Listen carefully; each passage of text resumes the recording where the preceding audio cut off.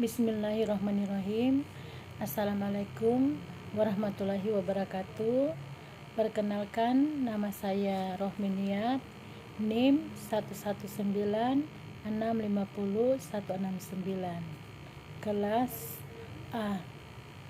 Baik, pada hari ini saya akan membawakan materi tentang penjelasan pengelolaan proyek sistem informasi tentang membuat proposal. Tahap pertama untuk pendahuluan. Sebuah proposal mempunyai 3 kegunaan, yaitu 1. Berisi perkiraan tim proyek mulai dari biaya proyek sampai dengan tanggal pengiriman proyek. Yang kedua, untuk proyek eksternal, dokumen hukum formal menunjukkan outline tim proyek untuk memberikan pelayanan yang diperlukan. Yang ketiga, sebagai alat penjualan, proposal yang berisi usulan proyek akan dijual untuk mendapatkan suatu keuntungan. Tahap kedua, 2 fase proposal proyek software. Ada 2 fase proses proposal, yaitu yang pertama, buat fase analisis sebagian kecil proyek. Usulkan untuk dikerjakan dalam proposal analisis atau analisis proposal. Yang kedua, setelah analisis dikerjakan, usulkan sisanya dibangun dalam proposal pengembangan atau development proposal. Tahap ketiga, menulis proposal. Menulis proposal itu sangat sulit, harus dilakukan dengan benar. Selain dapat merusak reputasi dan mengubah masa depan bisnis dengan klien, menulis proposal juga mahal. Dibuat mengumpulkan banyak sumber-sumber dan banyak hal, serta terkadang bisa membayar orang lain untuk membuatnya. Jika menulis proposal, gunakan program word processor dan gunakan dengan huruf-huruf yang unik untuk setiap membuat proposal.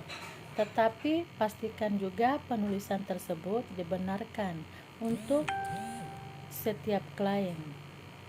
Kerjakan dengan requirement document atau disingkat RD, khususnya request for proposal atau disebut RFP. Format proposal harus mengikuti RFP dan RD. Untuk garis besar proposal atau outline, 1. Cakupan surat atau cover letter, sebuah surat yang ditujukan kepada untuk mengambil sebuah keputusan, ditandatangani oleh manajer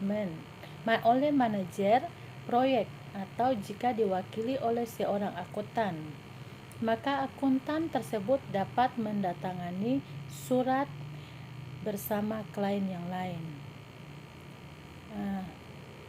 Untuk bentuk dimulai dengan teks pendahuluan seperti thank you for giving XYZ software ku. The opportunity to propose for your computer system. Untuk yang kedua, paragraf berikutnya merupakan penjelasan yang mudah dari sistem, seperti hardware, software, dan software to handle ABC, registration, finance, and management information need for the next years. Yang ketiga, paragraf berikutnya jelaskan yang merupakan proposal analisis atau proposal pengembangan. Untuk penutup, akhiri surat dengan suatu pernyataan yang menunjukkan kecepatan membuat keputusan dalam surat. Bagian penutup disertai batas akhir penentuan harga atau biasanya dari 30 hari atau atau membuat pernyataan lain. Penutup surat ini dibuat sebagus mungkin. Terus yang kedua, halaman judul atau title page. Halaman ini berisi sebuah proposal, judul dari sistem, pembuat, tanggal, nomor revisi, logo perusahaan, dan sebagainya. Yang ketiga, daftar isi. Bila klien tidak terbiasa dengan format proposal, berikan penjelasan dari kegunaan setiap bagian. Contoh formatnya. Yang pertama, tujuan menggambarkan masalah bisnis yang disertai dengan penyelesaian XYZ, ukuran, tingkat, dan batasan yang disarankan untuk sistem penyelesaiannya. Contoh yang kedua, keuntungan. Tahap yang berikutnya, ruang lingkup. Lihat paragraf yang menjelaskan hal tersebut pada bagian ini langsung dari rekrutmen dokumen. Yang kelima, keuntungan. Jual proyek, buktikan bagaimana perencanaannya, kontrol, dan 7 fase metodologi. Yang keenam, buat harga total dan tanggal pengirimannya. Bila termasuk hardware, rinci harga hardware dan sistem operasinya. Buat daftar non-material. Yang ketujuh, rencana atau plan. Gambarkan langkah-langkah rencana untuk membangun suatu proyek. Jika proposal analisis, rincikan alasan-alasan untuk penggunaan metode 2 langkah. Dan jelaskan fase analisis yang dihasilkan tidak terhingga nilainya.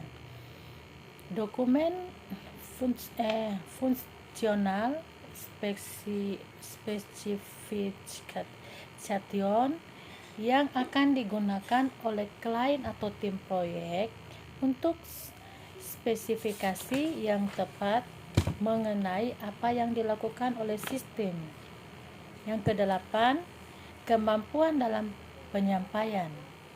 Daftar user yang akan merinci, yaitu yang pertama, hardware, sistem operasi, paket software. Buat daftar secara rinci dalam keadaan bagaimana yang kita pilih salah satu fungsi atau kapasitas dan tanggal pengiriman. Yang kedua, custom software, sama seperti yang lain. Yang ketiga, jaminan atau berapa lama setelah pengiriman dan bagaimana Anda akan memberikan dukungan. Yang berikutnya, dokumen, daftar manual atau user, operator, manajer dengan penjelasan singkat dari pembacanya. Yang berikutnya, suatu pelatihan, daftar bagian atau user, operator, manajer dengan penjelasan laporan singkat dari suatu peserta. Yang berikutnya, gambarkan metode pengirimannya. Kapan akan mengirim, di mana akan dikirimnya, dan bagaimana dilakukan. Yang kesembilan tadi, penerimaan. Salah satu masalah yang sering terjadi dalam industri komputer adalah sistem yang ditolak. User menolak untuk menerima suatu sistem dan untuk membayarnya karena dia merasa tidak seperti apa yang disetujui tim proyek pada awal pengiriman. Yang ke-10, alternatif.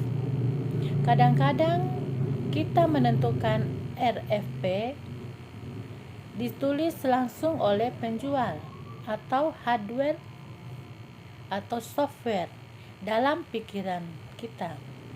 Ini baik jika Kita adalah penjual. Tetapi apa yang Anda lakukan bila Anda bukan penjual?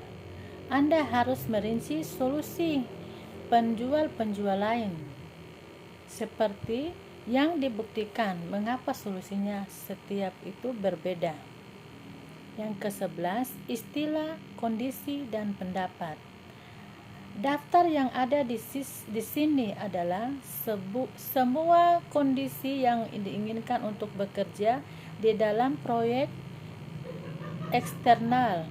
Daftarkan semua asumsi jika asumsinya mempengaruhi biaya proyek. Anda harus memproteksinya. Daftar semua asumsi.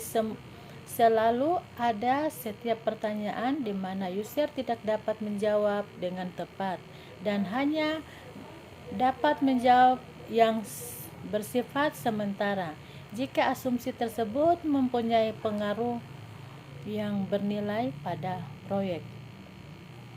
User harus melaksanakan sendiri pendapatnya. Yang ke-12, istilah khusus.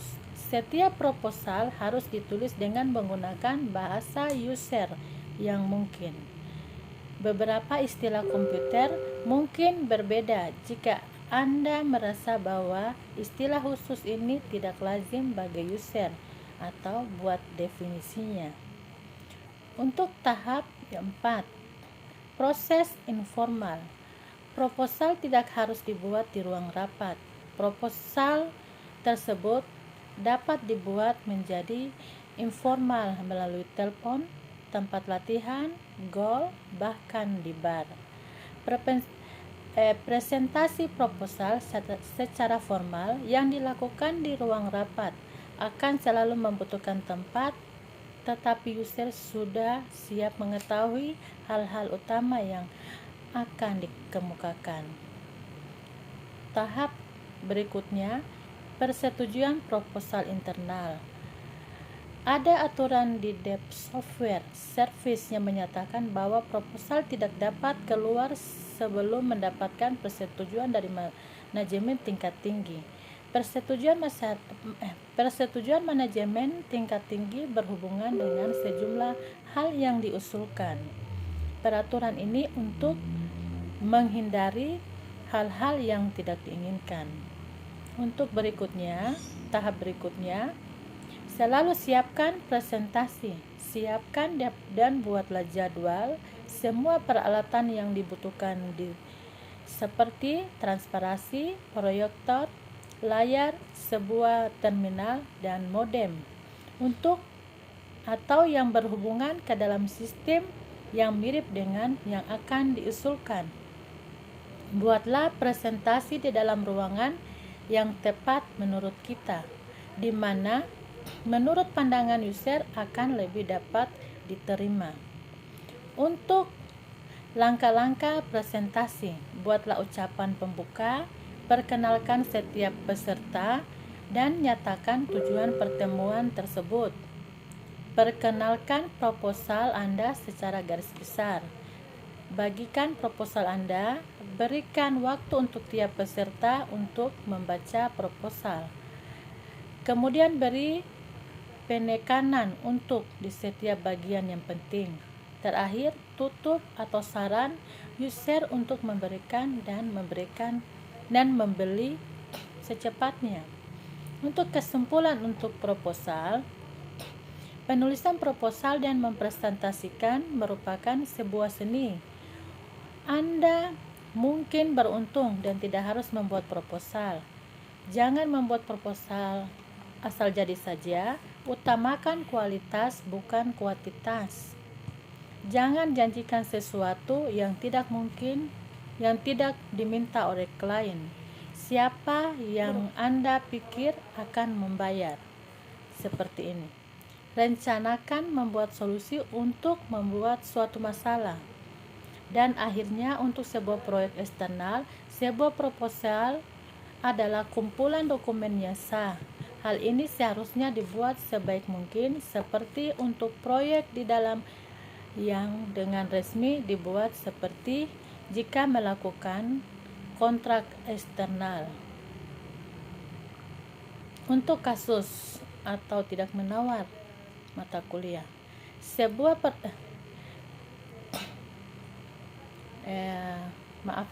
kasus untuk tidak menawar. Sebuah perusahaan minuman ringan menggunakan seorang analis dari Farmhouse Mini Computer Manufacturing Company atau disebut FMMC untuk mempelajari suatu kemungkinan bahwa pada suatu hal jika ada sesuatu yang bermanfaat dari sistem komputerisasi pada pabrik minuman ringan tersebut. Si analisis mempelajarinya, tetapi selama belajar ia menemukan sedikit kesulitan dengan masalah akuntansi di perusahaan tersebut. Akuntan yang ada pada perusahaan tersebut takut kehilangan pekerjaannya dengan adanya komputer ini, sehingga ia mempersulit analis dengan menolak menjawab pertanyaan yang diajukan kepadanya. Hasil dari yang dipelajari, analis menyarankan bahwa beberapa penggunaan sistem komputerisasi akan membantu pekerjaan, sehingga analis menyarankan agar sistem komputer yang ada dapat digunakan untuk menjalankan pekerjaan bagian keuangan yang meliputi tentang hutang, kontrol atau persediaan, dan lain-lain. Analis juga menyarankan untuk mengimplementasikan sistem tersebut untuk menangani masalah gaji, pajak, dan sejenisnya, serta menangani masalah produksi minuman yang meliputi proses produksi pembuatan minuman dan pengawasan barang-barang di gudang secara otomatis. Ketika ditanya mengenai perincian harga untuk sistem tersebut berdasarkan kontraksi waktu, analis menjelaskan bahwa hanya untuk sistem keuangan diperlukan biaya $150. Untuk komentar, semua user merasa bahwa harga sistem yang ditawarkan terlalu mahal. Mungkin user dapat saja menang dengan pendekatan lain yang berbeda. Analis dapat mengusulkan pembuatan sistem tersebut secara bertahap, yaitu dengan membuat sistem dalam ukuran-ukuran yang lebih kecil sehingga user tertarik. Mungkin user memiliki uang dan dia perlu menegosiasi. Jangan pernah menyerah untuk menawar dalam pertemuan pertama. Mungkin saja ada masalah pribadi antara akuntan yang takut kehilangan kedudukannya dengan analis. Manajer harus mengetahui hal ini dan datang untuk membantu bernegosiasi. Penutup, perusahaan minuman ringan tersebut menggunakan sistem komputerisasi dengan harga ditetapkan oleh analisis pertama, tetapi tidak oleh perusahaan FMMC.